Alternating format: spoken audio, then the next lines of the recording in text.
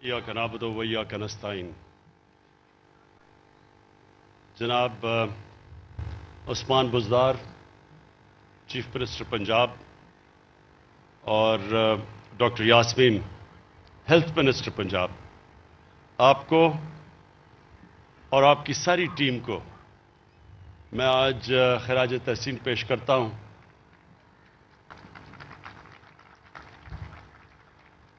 क्योंकि आपने एक बहुत इनकलाबी कदम उठाया।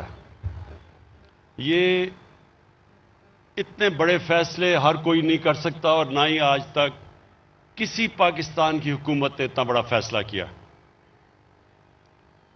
कि आपने ये फैसला किया कि हर पंजाब के खानदान को हेल्थ इंश्योरेंस मिलेगी। 10 लाख रुपए तक किसी भी अस्पताल में जाके अपना इलाज करवा सकते हैं। क्योंकि मैं जब पहली दफा स्टूडेंट बन के गया बरतानिया में, और मैंने एक फलाई रियासत देखी पहली दफा जिंदगी में। क्योंकि हमारा तो मुल्क का जो ऑब्जेक्टिव रेजोल्यूशन में हमारे फाउंडिंग फादर्स ने वाज़ेह किया हुआ था कि पाकिस्तान ने एक इस्लामी फलाई रियासत बनना था, तो हमें तो यह अंदाजा ही नहीं था कि फलाई रियासत क्या होती है। जब मैं बरतानिया गया तो पहली दफा मैंने एक फलाई रियासत देखी। और फलाई रियासत वो होती है जो एक आम आदमी की बुनियादी जरूरियात पूरी करती है, जो इंक्लूसिव ग्रोथ में बिलीव करती है। यानी कि वो ये नहीं चाहती कि एक छोटा सा तबका अमीर होता जाए, वो चाहता है कि सारा मुल्क खुशहाल हो। और ये थी मदीना की रियासत में दुनिया की तारीख में पहली दफा जब फलाई रियासत बनाई थी हमारी नबी सल्लल्लाहु अलैहि वसल्लम ने।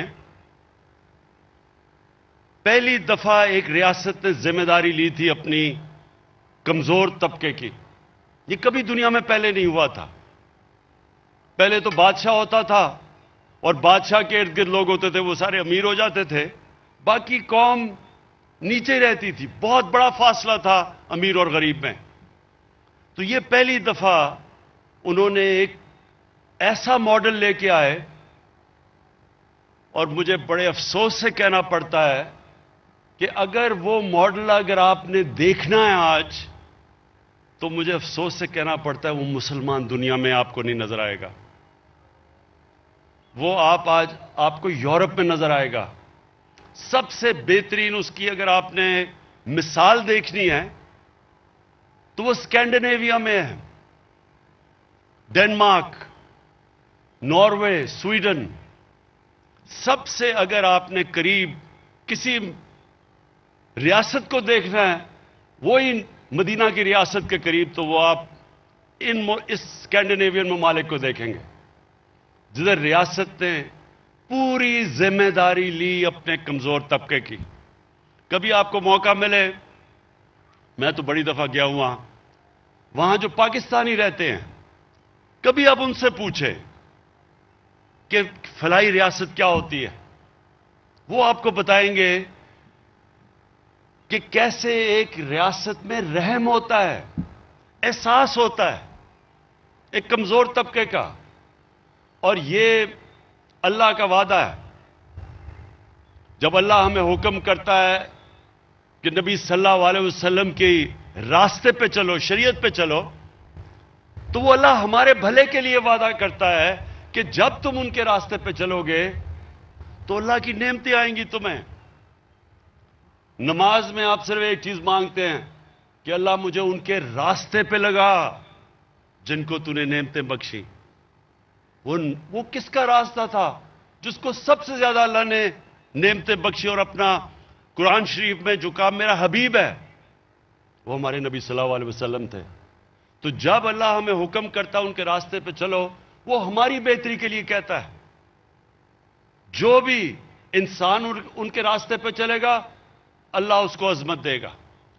जो कौम मदीना की रियासत जो उनकी सुन्नत है उस पे चलेगी, वो कौम उठ जाएगी। तो आज अगर आप स्कैंडिनेविया में देखेंगे تو ان کے پاس کوئی اتنے وسائل نہیں ہیں. میں آپ کو یقین سے کہتا ہوں کہ پاکستان میں زیادہ وسائل ہیں سارے اسکینڈینیوین ممالک سے. لیکن وہاں خوشحالی دیکھیں.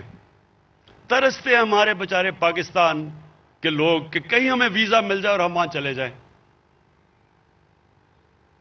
وسائل یہاں زیادہ ہیں, خوشحالی ادھر زیادہ ہے, کیونکہ وہ یاد رکھنا, یہ پھر سے میں بار بار اپنے لوگوں کو بتاتا ہوں, رحمت للعالمین ان کو خطاب ملا تھا, رحمت المسلمین نہیں ملا تھا. یعنی کہ وہ سارے انسانوں کے لیے رحمت بن کے آئے تھے. تو جو ان کے قدموں پہ چلے گا, چاہے وہ مسلمان ہو یا نہ ہو, اس نے اوپر چلے جانا ہے. تو اس لیے آج وہاں خوشحالی ہے. اور ہمیں, مجھے افسوس سے کہنا پڑتا ہے کہ دنیا کی تاریخ کا واحد ملک جو اسلام کے نام پہ بنا تھا, جس کا نعرہ تھا کہ پاکستان کا مطلب کیا, لا الہ الا اللہ, وہ نعرہ تو لگاتے رہے ہیں ہم. سب سے زیادہ دنیا میں تو جب بھی مکہ یا مدینہ گیا ہوں, سب سے زیادہ پاکستانی ملتے ہیں آپ کو. یا ہم سب سے زیادہ روزے بھی رکھتے ہیں, سب سے زیادہ یہ نمازیں بھی پڑھی جاتی ہیں. ہماری تبلیغی جماعت دیکھیں کہ اللہ کی راہ میں لوگوں کو لانے کے لیے کتنی بڑی تبلیغی جماعت ہے, بڑے بڑے اجتماع ہوتے ہیں. لیکن ہم اس راستے پر کبھی نہیں چلے جس کے اوپر ہمیں حکم ہے. تو یہ جو آج ہم پنجاب کی گورنمنٹ, جو آج ہم بھی قدم اٹھا رہے ہیں, ہم یہ اس راستے پر لگے ہیں. اب تک تو وہ راستہ ادھر تھا تو ہم ادھر جا رہے تھے. اب ہم اس راستے کے اوپر آ رہے ہیں جو اس قوم کی عظمت کا راستہ ہے, جو اس قوم کو اوپر لے کے جائے گا. میں یہاں پاکستان کے حکمرانوں کو دیکھتا تھا, کوئی کہتا تھا جی میں پاکستان کو ایشین ٹائیگر بنا دوں گا. ایشین ٹائیگر کیا مقابلہ کر سکتا ہے جو مدینہ کی ریاست کہ جو ایک قوم کھڑی ہوئی تھی جسے دنیا کی امامت کی تھی. ایشین ٹائیگر تو کوئی چیز ہی نہیں اس کے سامنے. ہم اس راستے پہ جانا چاہتے ہیں جس کے لیے پاکستان بنا تھا. اگر پاکستان اس راستے پہ نہیں چلے گا تو یاد رکھیں یہ بہت بڑا دھوکہ تھا ہندوستان کے مسلمانوں پہ. ان بیچارے لوگوں نے وہاں جن کو پتا تھا کہ وہ پاکستان میں نہیں آئیں گے, انہوں نے بھی پاکستان کے لیے ووٹ ڈالی تھی. وہ سارے دعا کرتے تھے پاکستان کے لیے, اور وہ اس لیے کرتے تھے کیونکہ انہوں نے, علامہ اقبال نے جو مسلمانوں کو, ہندوستان کے مسلمانوں کو جو خواب دی تھا کہ ہم ایک مثالی اسلامی ریاست بنائیں گے, انہوں نے اس کے لیے ووٹ ڈالی تھی. اور ہم نے اس سے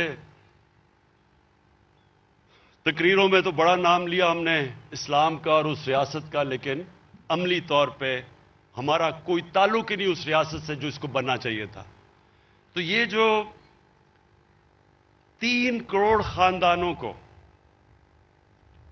تقریباً 400 ارب روپیہ اس کا وہ خرچ کر کے ہیلتھ انشورنس جو ملے گی, میں یہ اس لیے بار بار آپ کو خراج تحسین پیش کرتا ہوں, عثمان بزدار آپ کو اور ڈاکٹر یاسمین آپ کو اور آپ کے ساری ٹیم کو, کہ یہ انشاءاللہ یہ وقت بتائے گا کہ آپ نے یہ وہ کام کیا ہے کہ یہ ہم یہ میٹرو ٹرین اور اورنج ٹرینوں کے اوپر جتنے مرضی اتنے پیسے خرچ کر دیتے ہیں, وہ وقت بتائے گا کہ وہ کتنا فائدہ پہنچائے گی. پیسہ تقریباً اتنا ہی ہے, اور یہ اس ملک کو کدھر لے کے جائے گا جو آج آپ نے قدم اٹھایا.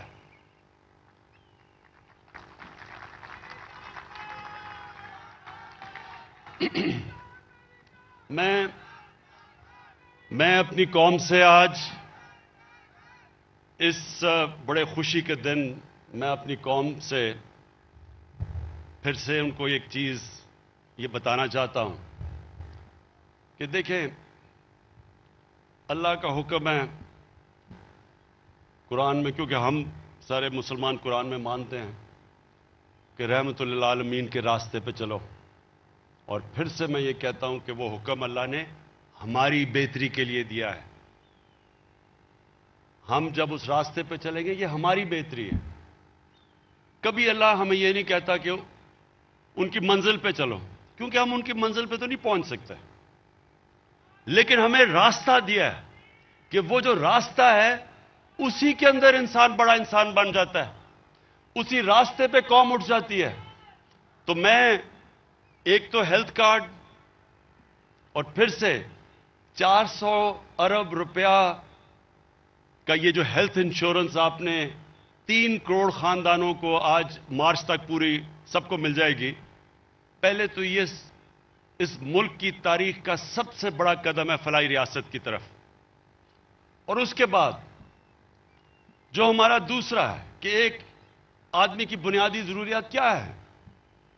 سب سے بڑا برے وقت پہ گھر میں اگر کوئی بیمار ہو تو اس کے پاس یہ اس کو فکر نہ ہو کہ میرے گھر میں ماں باپ یا میرے بچوں کا علاج اس لیے نہیں ہو سکتا کہ ہمارے پاس پیسہ نہیں ہے۔ تو سب سے پہلے تو ہیلتھ، اور اس سے دوسری چیز کیا ہوگی کہ پاکستان میں ایک پورا ہیلتھ سٹرکچر بن جائے گا۔ ہیلتھ سٹرکچر کیوں بن جائے گا؟ کیونکہ ابھی تک حکومت کو پیسے خرچ کر کے ہاسپٹل بنانے پڑتے ہیں۔ ابھی عثمان نے آپ کو بتایا سی ایم نے کہ کتنے زیادہ انہوں نے پیسے خرچ کیے ہیں۔ کبھی پاکستان کی تاریخ میں کسی صوبے نے اتنے پیسے نہیں خرچ کیے ہاسپٹلز بنانے کے لیے۔ لیکن اب آپ کو ہاسپٹل، گورنمنٹ کو پیسہ نہیں لگانا پڑے گا ہاسپٹل بنانے کے لیے، اب لوگ خود آ کے پرائیویٹ سیکٹر ہاسپٹل بنائے گا۔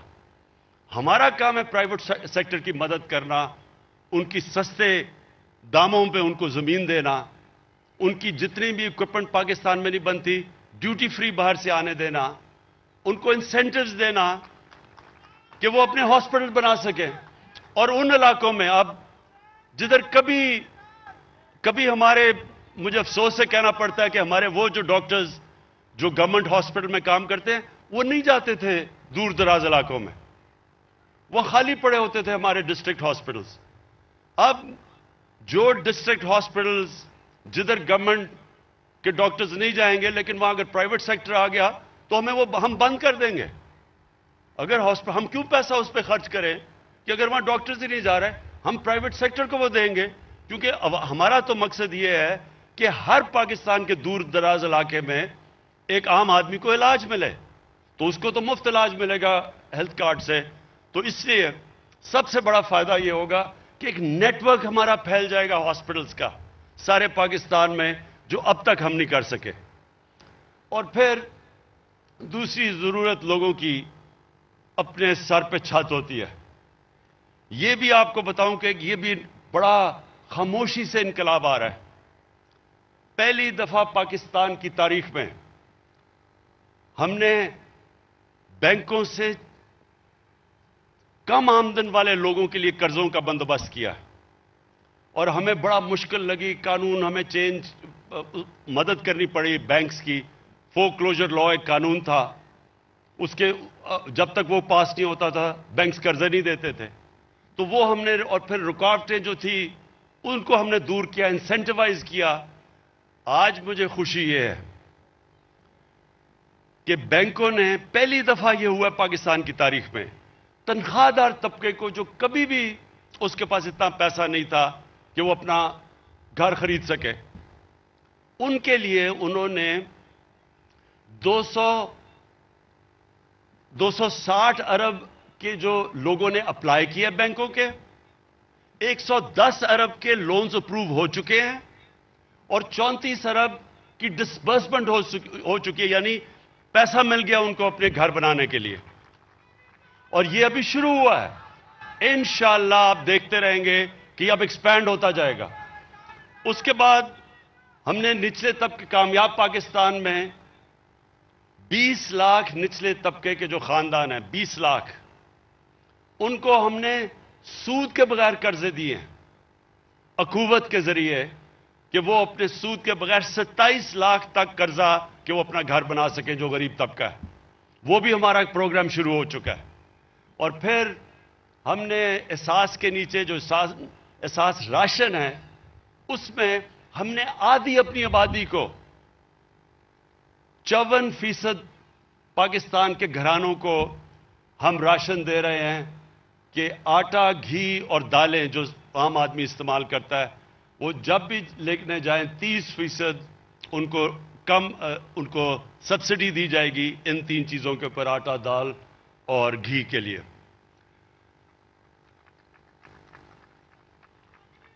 کامیاب پاکستان پروگرام میں ہم وہ دوسرا کام کر رہے ہیں کہ 5 لاکھ تک سود کے بغیر قرضے دے رہے ہیں شہروں کے اندر کہ اپنا کوئی کاروبار، چھوٹی دکان شروع کر سکے کوئی، اور دیہاتوں کے اندر کسانوں کے لیے 5 لاکھ سود کے بغیر قرضہ۔ اس سارا کا مقصد کیا ہے کہ اس راستے پہ ہم لگیں، وہ جو ہمیں مدینہ کی ریاست میں دکھایا گیا تھا کہ اپنی اس ملک کی جب ڈیولپمنٹ ہو تو وہ باٹمز اپ ہو، یعنی نیچے سے اوپر آئے، بجائے اس کے کہ جو اب تک ہوتا رہا کہ امیر امیر ہوتا گیا اور نچلا طبقہ غریب ہوتا گیا۔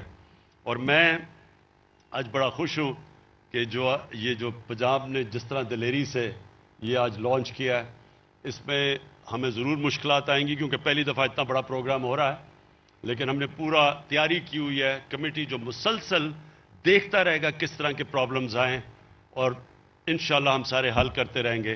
اور پھر سے مارچ تک سارے پنجاب کے گھرانوں کو ہیلتھ کارڈ مل چکے گا، پختونخوا میں سارے گھرانوں کو ہیلتھ کارڈ مل چکا ہے، اب بلوچستان میں، آزاد کشمیر میں اور گلگت بلتستان میں جدھر ہمارے گورنمنٹس ہیں، سب کو ہم نے ہر خاندان کو ہیلتھ کارڈ پہنچا رہے ہیں۔ شکریہ۔